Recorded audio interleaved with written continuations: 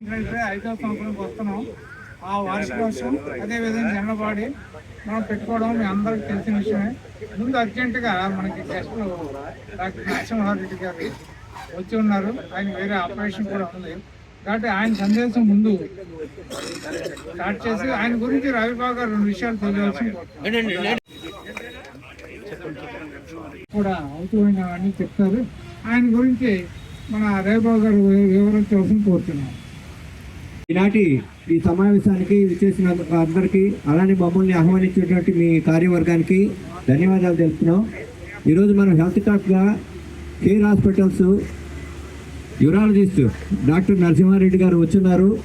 సహజంగానే విశాఖపట్నంలో సీనియర్స్లో సూపర్ సీనియర్స్ అయినటువంటి ఎంఈఎస్ పెన్షనర్సే సూపర్ సీనియర్స్. ఎందుకంటే మీ సంస్థ ఎప్పుడు బిల్డ్ అయింది, రిటైర్మెంట్ కూడా అన్ని ఆర్గనైజేషన్ కన్నా మీరే ముందు రిటైర్ అయిపోయి ఉన్నారు. సో విశాఖపట్నంలో మీరు సూపర్ సీనియర్స్. ఈ సందర్భంగా అనేక సమస్యలు మనకి వయసు నుంచి వచ్చే కిడ్నీ సమస్యలు చాలా వస్తుంటాయి. కిడ్నీ సమస్య అంటే 2 రకాలుగా ఉంటాయి. మందులతో తగ్గించేంత వరకు మెడికల్ మేనేజ్మెంట్ నెఫ్రాలజిస్ట్ గారు చూస్తారు. ఆ తర్వాత పాటు మన యూరాలజిస్ట్ డాక్టర్ గారిది. సో ఆ విషయాలన్నీ మీకు తెలియపరుస్తూ డాక్టర్ గారు చెప్తారు. కొంచెం శ్రద్ధగా ఆలకించండి. ఉంటారు. నమస్కారం అండి. వినపడుతుందా సార్ అందరికీ? ఓకే. నా పేరు డాక్టర్ నరసింహారెడ్డి అండి. నేను కేర్ హాస్పిటల్లో కన్సల్టెంట్ యూరాలజిస్ట్గా పనిచేస్తున్నాను. ముఖ్యంగా అందరికీ శుభోదయం. ఈ వేదిక అలంకరించే ప్రజలందరికీ ఈ అవకాశాన్ని నాకు ఇచ్చినందుకు అందరికీ కృతజ్ఞతలు తెలుపుతున్నాను. నేను ముఖ్యంగా నన్ను పిలిచింది ఏంటంటే నిన్న చెప్పారు సార్ ఇట్లా పెన్షనర్స్ ఉన్నారు, వాళ్ళు కొంచెం హెల్త్ టాక్ ఇవ్వమని చెప్పి. అంటే ఆరోగ్య విషయంగా మీ వయసులో వచ్చే సమస్యలు ఏముంటాయి, దాని పరంగా కొంచెం వాళ్ళకి మనం చెప్పగలిగితే వాళ్ళు కొంచెం ముందే గుర్తించి ఏమైనా ఇబ్బందులు ఉంటే మనల్ని కన్సల్ట్ చేస్తారు. తద్వారా వారి ఆరోగ్యం బాగుంటుంది అనే ఉద్దేశంతో నన్ను నా దగ్గరికి రావడం జరిగింది. నేను అలాగే సరే రేపు పొద్దున వస్తానని చెప్పాను. ముఖ్యంగా మీ వయసులో అంటే ఇక్కడ కాలం కూడా కలిసి వచ్చింది ఏంటంటే అది చలికాలం అన్నమాట. ఓకే, చలికాలం ఈ వయసులో మనకు వచ్చేది ఏంటంటే ముఖ్యంగా మూత్రం ఎక్కువగా రావటం. రాత్రిపూట సార్ నేను పేషెంట్ ఎలా వస్తారంటే నా దగ్గరికి ఎక్కువసార్లు రాత్రిపూట 4-5 సార్లు లేవాల్సి వస్తుంది. వచ్చిన వెంటనే ఆపుకోలేకపోతున్నాను. వచ్చిన వెంటనే బాత్రూమ్ పోవాలి, లేకపోతే సార్ 2-3 చుక్కలు పడిపోతుంది. తర్వాత ఎంత గట్టిగా మూత్రం బయటికి పంపించాలన్నా కానీ దార అంత సులువుగా రావట్లేదండి. దార చాలా సన్నగా వస్తుంది. ఈ మెయిన్ ముఖ్యంగా చెప్పేది. దాంతోపాటు మూత్రం మంట రావడము, మూత్రానికి తర్వాత జ్వరం రావటము, తర్వాత కిడ్నీలో రాళ్ళు రావటం. ఈ సమస్యలు ఎందుకు వస్తాయి? ముఖ్యంగా వయసు దాటిన తర్వాత 60-70 ఏళ్ళు దాటిన తర్వాతనే ఎందుకు వస్తున్నాయి అంటే మగవారికి మామూలుగా ఈ ప్రోస్టేట్ అనే ఒక గ్రంథి ఉంటుందండి. అంటే ఈ మూత్రాశయానికి మూత్రనాళానికి ప్రోస్టేట్ అనేది. సార్ మరి ఈ వయసులోనే ఎందుకు పెరుగుతుందంటే మామూలుగా చిన్న వయసులో ఉన్నప్పుడు హార్మోన్ల అంత ప్రభావం దాని మీద ఉండదు. వయసు పెరిగకపోతే హార్మోన్ల ప్రభావం వల్ల అది పెరగడం చూస్తూ ఉంటాం. ఎప్పుడైతే అది పెరుగుతూ ఉంటుందో మనకు మూత్రం సరిగా రాకపోవడం, ఇట్లాంటి సమస్యలు నేను ముందైతే మీకు ఏవి చెప్పానో వాటి వల్ల మనకు ఇబ్బందులు వస్తూ ఉంటాయి. సరే సార్, వీటిని అశ్రద్ధ చేస్తే మనకి ఏం వస్తాయి సమస్యలు అంటే ఎప్పుడైనా మీరు ఆలోచించండి. నీరు ఎక్కడైనా ఒక చోట నిలిచిపోయింది అనుకోండి, అది మరుగుని పడిపోతుంది నీరు ఎక్కడైనా. అదేవిధంగా మూత్రాశయంలో కూడా మీరు మొత్తం పాస్ అంతా బయటికి రాకుండా మూత్రం లోపల నిలిచిపోతూ ఉందంటే దాంట్లో అది ఆ నీరు చెడిపోయేదానికి అవకాశం ఉంటుంది. చెడిపోవడం అంటే ఏంటి అంటే ఇన్ఫెక్షన్ రావడం. నీరు ఎక్కడైనా నిలిచిపోతే అక్కడ రాళ్ళు ఏర్పడడం, కిడ్నీలో రాళ్ళు, మూత్రాశయంలో రాళ్ళు ఏర్పడడం, మూత్రానికి మంట రావడం, ఇట్లాంటి సమస్యలు వస్తున్నాయి. సార్ మరి ఇవి రాకుండా ఎలా జాగ్రత్తలు తీసుకోవాలి? జాగ్రత్తలు అంటే ఈ వచ్చేదాన్ని హార్మోన్ల మాటికి వస్తుంది. అంటే డిహైడ్రేషన్ వస్తుంది. అంటే మూత్రం మాటికి రావడం వల్ల దాని మెయిన్ కారణం మనం ఏమనుకుంటాం, నీళ్ళు ఎక్కువ తాగడం అనుకుంటాం. నీళ్ళు తగ్గిస్తే ఆటోమేటిక్గా రాళ్ళు అనేది కిడ్నీలో ఏర్పడిపోతాయండి. సో కిడ్నీలో రాళ్ళు అన్నమాట. సార్ కిడ్నీలో రాళ్ళకి మరి ఎలా గుర్తిస్తామంటే దానికి కూడా అల్ట్రాసౌండ్ స్కాన్స్ అయ్యాయి. అల్ట్రాసౌండ్ స్కాన్ పరీక్ష చేస్తే మన కిడ్నీలో రాయి ఎంత పరిమాణం ఉంది. అన్ని కిడ్నీ రాళ్ళకి ఆపరేషన్ అవసరం లేదు. అవి కూడా అంటే మందులతో 50% వరకు మందులతోనే నయం చేయొచ్చు అన్నమాట. ప్లస్ వాళ్ళు రాకుండా ఫర్దర్గా ఏమి ఎలా ఎలా ఎలా మనం ఆహారపు అలవాటు ఎలా మార్చుకోవాలి అనేది మనం తెలుసుకోవచ్చు. ముఖ్యంగా ఈ రాళ్ళు రావడానికి కారణం ఏంటంటే మనం ఇప్పటి కాలంలో ఎక్కువగా మాంసకృతుల మీద ఎక్కువగా డిపెండ్ అయిపోయాం అన్నమాట. అంటే చికెన్ మటన్ వీటి మీద తినడం. సో అది లిమిటెడ్గా వారానికి ఒకసారి చేసుకోవడం వల్ల దాంతోపాటు తగినంత నీరు రోజుకి 3 లీటర్లు, అంటే 3 లీటర్లు అంటే పక్కగా 3 లీటర్లు అనే కాదు, మనకు దాహం వేసే కొద్దీ దాన్ని ఎప్పుడు పోస్ట్పోన్ చేసుకోకుండా నీరు తాగడం, యూరిన్ ఎప్పుడు తెల్లగా వచ్చేలాగా చూసుకోవడం. పసుపు కలర్లో వస్తుంది అంటే కొంచెం యూరిన్ కాన్సన్ట్రేటెడ్గా వస్తుంది. కాన్సన్ట్రేటెడ్ అంటే తగినంత నీరు లేదన్నమాట. ఫాస్ట్ అంటే తుమ్మితే అంటే యూరినరీ ఇన్కాంటినెన్స్ అంటా ఉంటాడు, అంటే మూత్రాన్ని ఆపుకోలేకపోవడం. వాళ్ళు ఆపుకోలేరు పాపం. ఎందుకంటే మగవారిలో యురేత్రా లెంత్ అనేది చాలా పెద్దగా ఉంటుంది. అదే ఆడవారిలో ఏంటంటే యురేత్రా లెంత్ అనేది చాలా చిన్నగా ఉంటుంది అన్నమాట. వాళ్ళకి తగ్గితే తుమ్మితే కూడా అప్పుడప్పుడు 2-3 చుక్కలు బయటపడడం, లేకపోతే ఈ నుంచి పాస్కి వెళ్ళేటప్పుడు కూడా ఆపుకోలేనంతగా అంటే దాంట్లో రెండు రకాలు ఉన్నాయి. స్ట్రెస్ ఇన్కాంటినెన్స్ అంటాము, అర్జెన్సీ ఇన్కాంటినెన్స్ అంటాం. ఈ స్ట్రెస్ ఇన్కాంటినెన్స్ అనేది ఏంటంటే తుమ్మితే తగ్గితే కొన్నిసార్లు వయసు పెరిగే కొద్దీ ఈ మూత్రాశయం చుట్టూ ఉండే కండరాలు పలచబడడం వల్ల, అంటే దానికి అంత తగినంత పటుత్వం లేకపోవడం వల్ల ఈ మూత్రం లీక్ అవ్వడం అనేది మనం చూస్తూ ఉంటాం. దాంతోపాటు ఈ యూరిన్ ఆపుకోలేకపోవడం కూడా ఉంటుంది. దాన్ని అర్జెన్సీ ఇన్కాంటినెన్స్ అంటాం అనమాట. సో అర్జెన్సీ ఇన్కాంటినెన్స్కి ఏం మందులు అవసరం లేదు, మందులతోనే సరిపోతుంది. ఈ స్ట్రెస్ ఇన్కాంటినెన్స్ అనేది కూడా వాళ్ళ సివియారిటీ బట్టి, అంటే బాగా ఈ రోజుకి కొంతమంది చెప్తూ ఉంటారు, సార్ డైపర్లు రోజుకు 4-5 సార్లు మార్చుకోవాల్సి వస్తుంది, తప్పట్లేదు అంట. అలాంటి వారిని మాత్రం ఖచ్చితంగా ఆపరేషన్కి తీసుకెళ్లాల్సి ఉంటుంది. లేదు కొంచెమే సార్ ఒక డైపర్ అయిపోతుంది సరిపోతుంది పర్వాలేదంటే వాళ్ళు కొన్ని రకాలమైన వ్యాయామాలు నేర్పిస్తాం అనమాట. దానివల్ల ఏంటంటే ఆ మూత్రాశయం చుట్టూ ఉండే కండరాలకి పటుత్వాన్ని పెంచడానికి ఉపయోగపడతాయి అన్నమాట. అర్థమైందా? దానివల్ల ఈ మూత్రం లీక్ అవడం అనే సమస్యని మనం చాలా వరకు అరికట్టచ్చు అనమాట. ఇంకొకటి యూరిన్లో ఇన్ఫెక్షన్ అనమాట. యూరిన్లో ఇన్ఫెక్షన్ అనేది ఏదైనా ఒక సమస్య ఉంటే తప్ప యూరిన్లో ఇన్ఫెక్షన్ అనేది రాదు. ఏదో ఒక కారణం అనేది ఉండాలి. చూస్తూ ఉంటాం చేస్తే ఆటోమేటిక్గా దాంట్లో వచ్చే క్రిముల గురించి మనకు తెలుస్తుంది. దాని ప్రకారం మందులు, దానికి సంబంధించిన ప్రోస్టేట్ సంబంధించిన మందులు వాడితే సరిపోతుంది. కొంచెం చెప్పాలంటే కిడ్నీ కొంతమందికి ఫెయిల్ అవుతూ ఉంటుంది. వయసు పెరిగే కొద్ది క్రియాటిన్ పెరుగుతూ ఉంటుంది అన్నమాట. క్రియాటిన్ అనేది సరే, క్రియాటిన్ అనేది అంటే ఏంటంటే మన బాడీలో తయారయ్యే మలినం అన్నమాట. అది బయటికి పంపిస్తూ ఉంటుంది. ఎప్పుడైతే కిడ్నీ పనితనం తగ్గిపోతుందో మన బాడీలో అది పెరుగుతూ ఉంటుంది అన్నమాట. ఈ క్రియాటిన్ ఖచ్చితంగా 60 ఏళ్ళు పైబడిన వాళ్ళందరూ ఖచ్చితంగా ఈ యూరిన్ పరీక్షలు, క్రియాటిన్ పరీక్షలు ఖచ్చితంగా చేసుకోవడం వల్ల సార్ క్రియాటిన్ పరీక్ష ఏంటంటే ఎందుకు పెరుగుతుందంటే కొన్నిసార్లు బీపీలు షుగర్లు ఉండడం వల్ల కూడా ఈ క్రియాటిన్ పెరిగేదానికి అవకాశం ఉంటుంది. తొందరగా గుర్తిస్తే ఏమవుతుందంటే మనము బీపీని కానీ షుగర్ని కానీ కంట్రోల్ చేసుకుంటే ఈ కిడ్నీకి సంబంధించిన లైఫ్ స్టైల్ని మనం పెంచుకోవచ్చు అనమాట. ముఖ్యంగా షుగర్ ఉండే వాళ్ళు చాలా జాగ్రత్తలు తీసుకోవాలి. ఎందుకంటే షుగర్ ఎప్పుడైతే హెచ్చుతగ్గులు ఎక్కువ ఉన్నాయనుకోండి ఈ కిడ్నీ ద్వారా షుగర్ అనేది బయటికి వెళ్ళిపోవడం జరుగుతూ ఉంటుంది. ఎప్పుడైతే షుగర్ కిడ్నీ ద్వారా బయటికి వెళ్ళిపోతుందంటే కిడ్నీలో డ్యామేజ్ మొదలవుతూ ఉంటుంది అన్నమాట. సో మనం ఈ షుగర్ని తొందరగా గుర్తించేసి తొందరగా దానికి తగ్గట్లు షుగర్ కంట్రోల్లో పెట్టుకున్నామంటే ఈ కిడ్నీకి సంబంధించిన ఎఫెక్ట్ అనేది మనం తగ్గించగలుగుతాం అన్నమాట. సో ఆ షుగర్ ఉండే వాళ్ళు మాత్రం ఖచ్చితంగా ఈ టెస్టులు ఖచ్చితంగా చేయించుకోవాలి. అంటే కిడ్నీ పనితనము, దాంతోపాటు యూరిన్ టెస్ట్లు ఇవి మాకు ఖచ్చితంగా చేయించుకోవాల్సి వస్తుంది.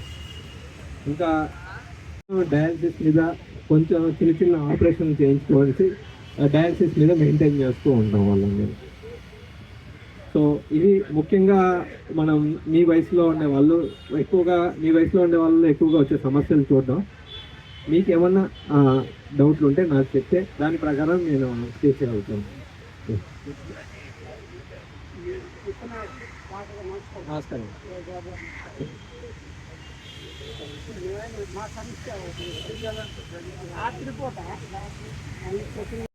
కొంచెం మీ వయసులో ఉండే వాళ్ళని నీరు కొంచెం తక్కువ తీసుకోమని చెప్తాం. ఎంతవరకు వాడాలంటే పొద్దున 6 గంటల నుంచి మీరు లేచినప్పటి నుంచి సాయంత్రం 8 గంటల వరకు బాగా తీసుకోండి, ఏ ఇబ్బంది లేదు. 8 తర్వాత ఏదైతే ఉందో నీరు తగ్గించాలి, ఖచ్చితంగా తగ్గించాలి. ఎందుకంటే మీరు తాగుతూ ఉంటారు, మళ్ళీ యూరిన్కి లేస్తూ ఉంటారు. పొద్దున్న మీకు ఆ సమస్య అనిపించదు అన్నమాట. అందుకే జస్ట్ రాత్రి 8 తర్వాత ఏంటంటే జస్ట్ నేలకి తడుపుకోవడానికి మాత్రమే ఉపయోగించాలి. ఆ తర్వాత మాత్రం నీటిని తగ్గించుకోవాల్సి వస్తుంది.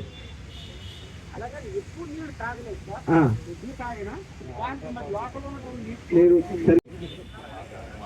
అందరూ డప్పట్లు కొట్టాలి. 4th anniversary cake cutting. 4 సంవత్సరాలు కంప్లీట్ అయిపోయింది. 5వ సంవత్సరంగా అడిపెట్టాం. మన శ్రీధర్ గారు కూడా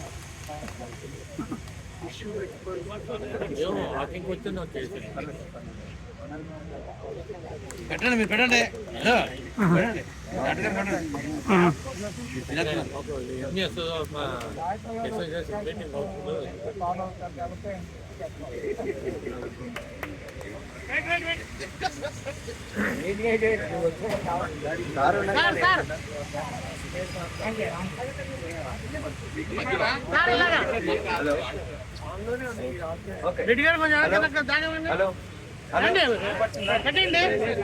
వినపడుతుందా? ఓకే.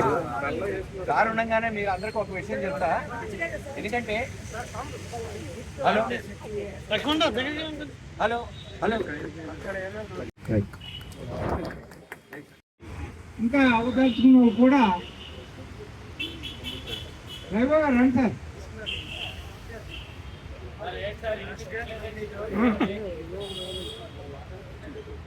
CPWI అని ఒక అసోసియేషన్ ఉంది. ఓన్లీ CGHS బెనిఫిషరీస్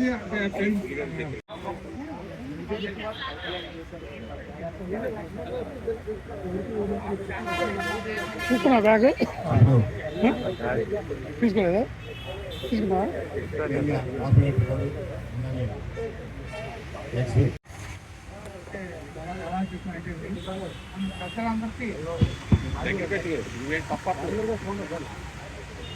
అన్ని గారు మనందరూ పర్మిషన్ ఇస్తే ఆయన ట్రైన్కి వెళ్ళాలి.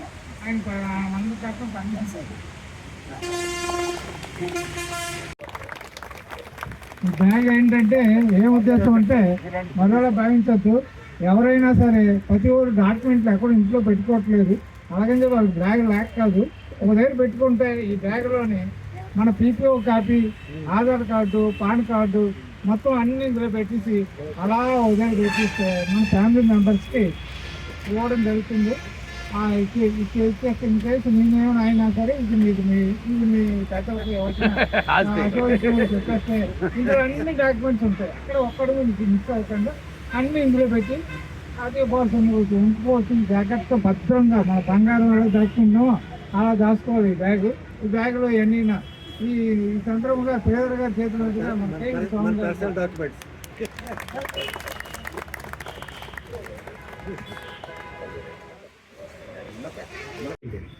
ఇక మనం ఎప్పుడు కలుస్తూనే ఉంటాం, మన చాలా సమస్యలు మాట్లాడుకుంటూనే ఉంటాం. కానీ వాళ్ళ ద్వారా ఇప్పుడు డాక్టర్ గారు అనేక విషయాలు చెప్పారు. మనకు చాలా మగమాటమైన విషయాలు, మనకు అర్థం కాని విషయాలు, అంటే తెలియని విషయాలు కూడా ఆయన చెప్పారు. అలాగే రవిబాబు గారు CPWకి సంబంధించి ఆయన అనేక విషయాలు చెప్తారు. మన ఏదైతే CGHS సంబంధించి ఒక అసోసియేషన్ ఉందని చెప్పి విజయప్రసాద్ గారు చెప్పారు. అందరూ కూడా సభ్యులు అవ్వాలి.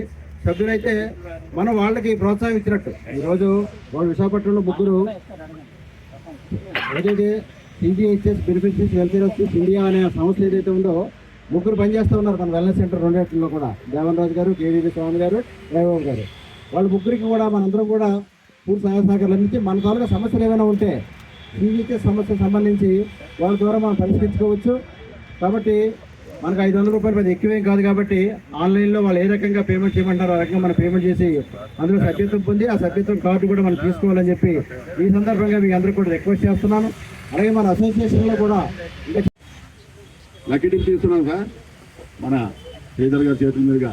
అలాగే మన ప్రెసిడెంట్ గారు, అలాగే మన సత్యరావు గారు చేస్తారు. ఇప్పుడు 3 నెంబర్లు చేస్తారు. అంటే గిఫ్ట్ వచ్చిన అదృష్టవంతులు, రాని దురదృష్టవంతులు అనుకోకండి, అందరం అదృష్టవంతులమే. 76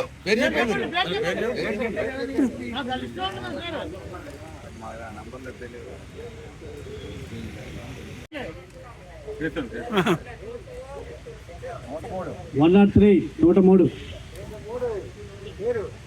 103 కాళ్ళ గణేశ్వరరావు. గణేష్ గారు పంతొమ్మిది. ఏ వెంకటేశ్వర్లు 20. 120. ఎర్ర రాజు వైరాజు రావాలి. మనకున్న ఈ 2 వెల్నెస్ సెంటర్స్లో ఈరోజు ఎంత అన్రెస్ట్ క్రియేట్ అయిందో మీరు గతంలో చూశారు. గత 15 రోజుల ముందు వరకు 10 రోజుల ముందు వరకు కూడా వెల్నెస్ సెంటర్స్లో చాలా ఇబ్బందులు అయినాయి. పోలీస్ కేసులు కూడా అయినాయి. మెడికల్ ఆఫీసర్స్ నిర్దాక్ష్యంగా మన మీద పోలీస్ కేసులు పెట్టారు. 2 విషయాల్లో కూడా తప్పే వాళ్ళు చేసింది. ఒకటి, వెల్నెస్ సెంటర్ 1లో అపాయింట్మెంట్స్ వ్యాగ్రం అవ్వట్లేదండి, ఎప్పుడు చూస్తారండి మమ్మల్ని అన్నందుకు పోలీస్ కేసు పెట్టారు. ఇంకో చోట ఏంటంటే ఒక సర్వింగ్ ఎంప్లాయ్, పాప అతను మెంటల్లీ రిటార్డెడ్, అతన్ని చాలా సానుభూతిగా చూడవలసిన డాక్టరే అతని మీద కేసు పెట్టాడు. వెళ్ళిన అతను మెంటల్లీ రిటార్డెడ్ అని డాక్టర్ కూడా తెలుసు. చిన్న తప్పులు ఉండొచ్చు, అతను పేషెంటే స్థాయి, అతను మెంటల్లీ రిటార్డెడ్ కనుక తప్పులు ఉంటే క్షమించాలి తప్ప పోలీస్ కేసులు పెడతాం అన్యాయం. ఈ 2 విషయాల మీద మేము హెడ్ క్వార్టర్స్ ఢిల్లీకి మినిస్ట్రీకి, హెల్త్ మినిస్ట్రీకి, అలానే ప్రైమ్ మినిస్టర్ కూడా పంపించాం. ఆ విషయం మీకు మన గ్రూపుల్లో కూడా పెట్టాం. దీనికన్నా ముందు మనకి వెల్నెస్ సెంటర్లో అర్ధరాత్రి 12 గంటలు మేలుకుంటే ఆన్లైన్ అపాయింట్మెంట్స్ గురించి ఒక 2 నిమిషాల్లో అయిపోయాయి. అంటే చాలా తక్కువ ఆన్లైన్ అపాయింట్మెంట్స్ ఇచ్చేవాళ్ళు. 27 ఆన్లైన్ అపాయింట్మెంట్స్ ప్రతి డాక్టర్ని ఇమ్మన్నారు. అడిషనల్ డైరెక్టరు దానికి శాస్త్రీయ పద్ధతి కూడా ఇచ్చారు. SIU అని ఒక పద్ధతి ప్రకారం, దాని ప్రకారం రికమెండేషన్స్ ప్రకారం మీరు ఇంతమందిని చూడాలన్నారు. కానీ చూస్తలేదు. 27 ఆన్లైన్ అపాయింట్మెంట్స్ని కూడా చూస్తున్నారు. సేమ్ టైంలో మీ వాళ్ళు పెన్షనర్స్ అసోసియేషన్స్ వెళ్ళారు, రఘుబాబు లాంటి వాళ్ళు, రఘుబాబు వెళ్ళాడు, మీ ఆన్లైన్ అపాయింట్మెంట్స్ తెచ్చుకున్నాడు, మీరు కూడా ఆఫ్లైన్ వాళ్ళు కూడా మాకు ఆఫ్లైన్ కావాలి, ఎక్కువ కావాలని మీరు కూడా వెళ్ళండి అని చెప్పేసి సలహా పడేశారు. కానీ 65 మందిని చూడాలనే నిబంధన ఉంది కదా, దాని సంగతి ఏంటని కూడా అడిగారు. మనం తెలివి తక్కువ కాదు, అడిగారు. సరే, ఈ వివాదం ఇలా జరుగుతూ ఉంది. మనం కంప్లైంట్ మీద కంప్లైంట్లు పెడతానే ఉన్నాం. సమస్యలు ఏ రోజుకి ఆ రోజు వీడియోలు తీసి లేకపోతే ఫోటోలు తీసి మనం అడిషనల్ డైరెక్టర్కి తెలియపరుస్తూనే ఉన్నాం. సరే, చివరికి వీళ్ళ విషయం ఏమీ కూడా మార్పు రాలా. మన మెడికల్ ఆఫీసర్స్లో మార్పు రాకపోగా కేసులు పెట్టడం 100 అయినంత వరకు కంప్లీట్ చేస్తాను నేను హామీ ఇచ్చాను. ఆ మేరకు మీరు కూడా టీవీడీ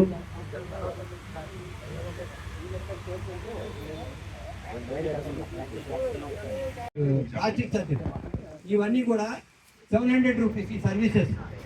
అది ఏ హాస్పిటల్స్ 200 బెడ్స్ పైబడి ఉన్న హాస్పిటల్.